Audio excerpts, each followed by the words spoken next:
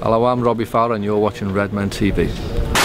Hello and welcome to the Redmen TV and an afternoon that saw Liverpool win a thrilling encounter with an Indonesian XI side in Jakarta in our first of our Far East summer tour. Yeah, wasn't thrilling, was it? Before we talk about the match, let's have some of your Facebook comments and see how we got on. Thank you very much for posting these. We'll start with Steve Scouse, boss name. Steve says, Sterling very impressive once again, as was Jordon Ibe.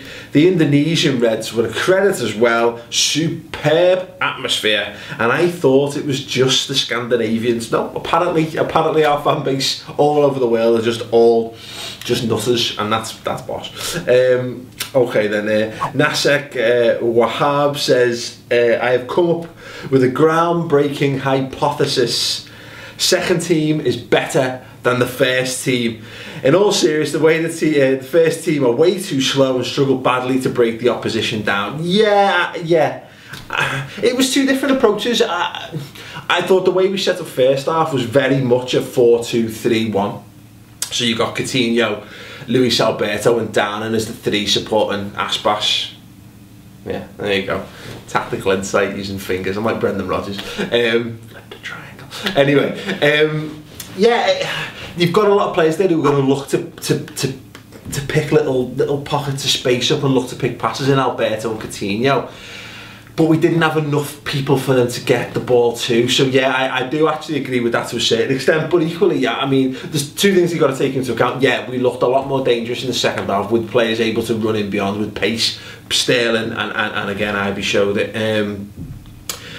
But we're talking with what, 20 minutes to go in a friendly game and stuff like that. Obviously there was going to be a lot more opportunities for players like that to cause a lot more havoc at that sort of time of the game. Not to do down what they did, because I thought the performance of both those lads I mentioned was outstanding when they came on the pitch. So no, and the fact of the matter is, I mean, yeah, second half team, I don't see either of them being our first team and second team per se. There will be a certain degree of crossover. What would be very interesting to see is Alberto, who does look a very tidy player. Obviously Coutinho is the key master, and obviously swap down now for someone else, whether that be, let's say, Sterling for the sake of argument.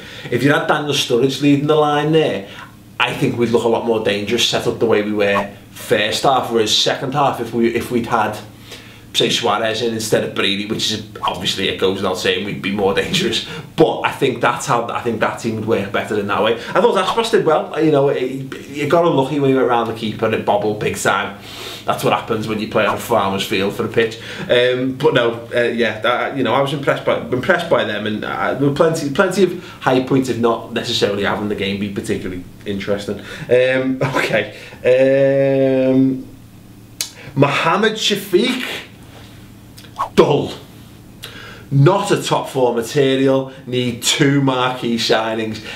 And while I don't actually disagree with like the second half of that, what I must say is that it's pre-season. We were a little bit flattered by the Preston game. It got us all a little bit excited, but you can't really make any solid judgments based on pre-season. Best example of that, Usama Assaidi, who was garbage against Preston and looked really exciting and brilliant against Indonesia XI when he came off the bench. So you can't make 100% guarantees over how Liverpool play based on early games in pre-season. All you've got to do in these games is look for little signs, just to that things are clicking, that players are looking impressive, that they might be starting to link up and what have you. And equally, you know, if people have shockers, they have shockers. What's interesting is Martin Kelly. You know, people could easily jump on his back because he was dreadful when he came off the bench, but the man's barely kicked the football in a year. He's had one of those serious injuries you can have and still recover from. So would you be writing Martin Kelly off as a footballer based on that performance? No, of course not, because you can judge him based on what we've seen of him in a slightly longer sense in his career. But also, as I say, the simple fact of the matter is you don't make those cast iron judgments so early into a campaign. Fact is, we all know teams come better in the second half of the season, so to expect us to be worldies straight off the bat in pre-season, a little bit naive. But that being said, that's 2 wins.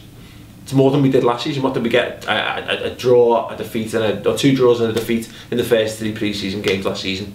So judge how you will. Anyway, to wrap up, Michael Tomlinson says, boring game, but that's what pre-season friendlies are like abroad. Yeah, thank you. Ibe is boss. Assaidi is boss. Also, congratulations to Arsenal on winning the We Scored More Goals Than You trophy as well today. Yeah, they can add it to their top 4 finish trophy cabinet as well if they want.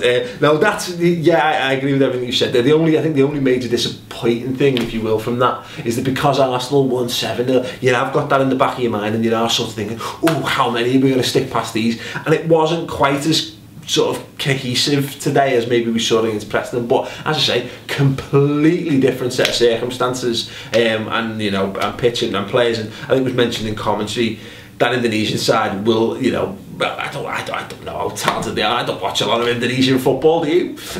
But you know, shit or not, they probably weren't looking to get beat 7-0 a game. So maybe they did turn up a little bit more. But you know, we had chances. It could have been more than 2, and I think that's fair to say.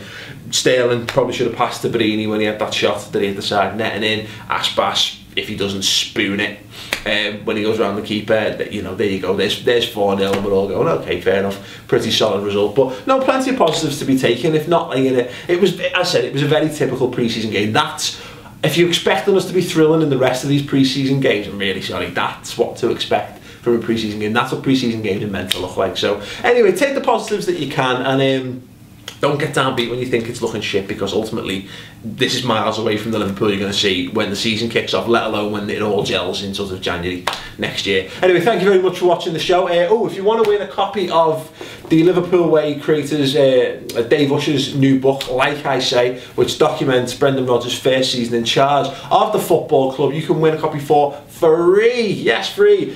Simply tweet us at the Redmen TV and at the Liverpool Way and give me a compelling reason why you think you should win that book for absolutely nothing, and use hashtag Redmen Book Comp. There we go.